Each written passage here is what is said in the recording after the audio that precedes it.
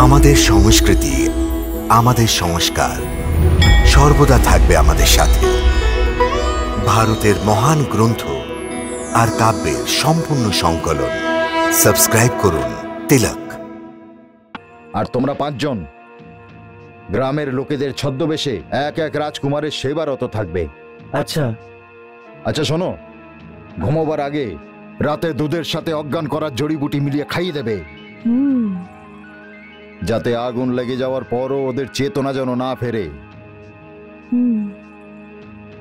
আর মনে রেখো, এই সমস্ত কাজ যেন প্রথম রাতেই সম্পূর্ণ হয়ে যায়। হ্যাঁ, আমরাও মনে রাখবো আর ওরাও মনে রাখবে।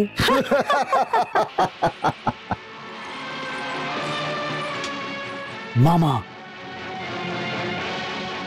যদি বিদুর এই ষড়যন্ত্রের কথা জানতে পেরে যায় তাহলে কি হবে?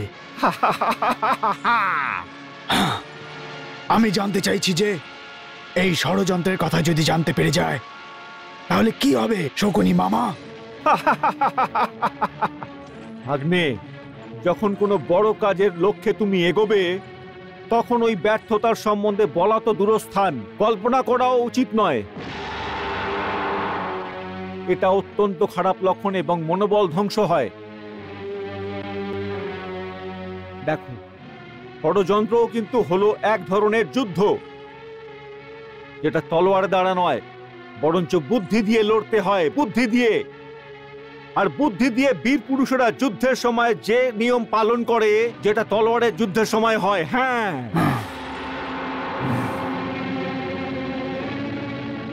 হয় তুমি যেত, না হলে মরে যাও। তৃতীয় কোনো রাস্তা নেই ভাগ্নে, তৃতীয় কোনো রাস্তা নেই যেন। সেই জন্য কোনো ভয় বা সংশয়ের কারণে অর্ধেক যুদ্ধ থেকে পিছনে ফিরে আসা তা পুরুষদের কাজ, বীর পুরুষদের না। এই জন্য কখনো এরকম ভেবে নিও না যে এটা হলে কি হতো আর ওটা হলে কি হতে পারতো। হ্যাঁ, এখন আমাদের তীর হাত থেকে বেরিয়ে গেছে, এখন শুধু কার্য সফল হওয়ার কথা ভাবো, শুধু সফল হওয়ার। এই সময় এটা ভেবো না যে যদি বিদুর আমাদের চালের কথা জেনে যায় তাহলে আমরা পরাজিত হয়ে যাব, বরঞ্চ এটা ভাবো যে এই চাল সফল হলে তারপর তোমার রাজ্যাভিষেক কত ঘটা করে হবে।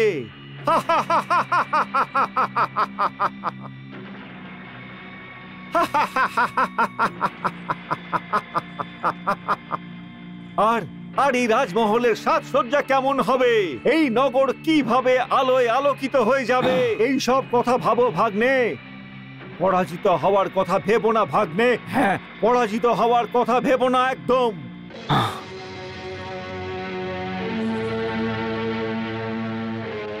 আপনি ঠিক বলেছেন শকুনি মামা,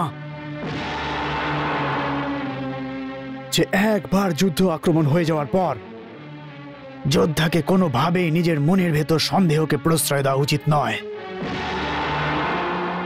আর আমিও এটাকে উচিত মনে করি। কিন্তু কিন্তু যে যোদ্ধা যুদ্ধভূমিতে শত্রু চালে লক্ষ্য রেখে যুদ্ধ করে না, ও প্রতারিত হতে পারে। এজন্যই এটা অতি জরুরি যে শত্রুর প্রত্যেকটি চালের ওপর লক্ষ্য রাখা হোক। আর যুদ্ধের নিয়ম কানুন শত্রুর চাল অনুযায়ী বদলানো উচিত।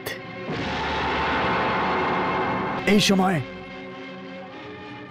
সময় আমাদের চাল সফল হওয়ার সবচেয়ে বড় বৃত্তি হলো একটাই, সব থেকে বড় বৃত্তি একটাই, আগুন লাগার আগে আমাদের এই ষড়যন্ত্রের কথা আমাদের শত্রুরা যেন জানতে না পারে। কিন্তু আমাদের এই ব্যাপারে প্রস্তুতি নেওয়া উচিত যে আর যদি আমাদের শত্রুরা আমাদের ষড়যন্ত্রের ব্যাপারে জানতে পারে তো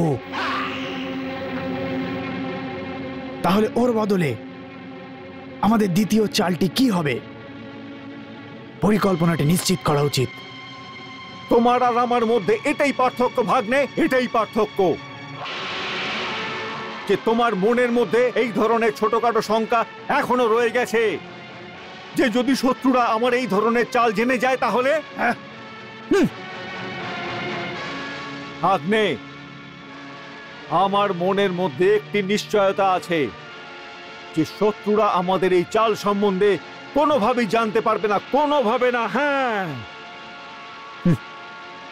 শকুনি মামা, এই কথা ভুলবে না যে বিদুরের গুপ্তচরের জালও অনেক বড়, আর আমার জাল তার থেকে অনেক বেশি প্রসারিত, ভাগ্নে, অনেক বড়। এটা আপনার ধারণা শকুনি মামা, এটা আপনার ধারণা, যা শুধু আপনার আশার সাহায্যে দাঁড়িয়ে আছে।